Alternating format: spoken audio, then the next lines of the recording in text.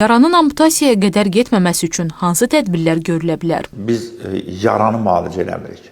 Biz şəkərli, diabetli xəstəni müalicə edirik. Onlarda uzun sürən sağalma prosesi, qranulyasiya, epitelizasiya gec gedir. Buna görə də bu xəstələrdə şəkər korreksiya olunmalıdır. Zülal mübadiləsi, xüsusilə albumin mübadiləsi korreksiya olunmalıdır.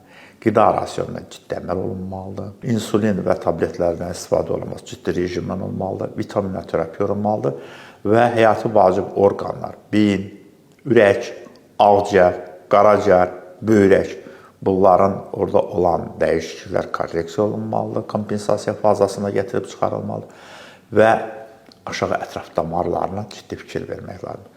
Onların ultrasonoqrafik Doppler müayinəsi mütləq aparılmalıdır ki, biz ora qanın necə gəldiyi haqqında müəyyən fikir yürüdə bilək. Əgər bunlar hamısı vaxtında icra olsa, həmən yaralar sağalar. Yox, kompleks tədbirlər şəklində icra olunmasa, müalicə bir tərəfli aparsa, təbii ki, bu diabetik koralar, yaralar, mallar qanqrena səviyyəsinə gəlib çıxa bilər.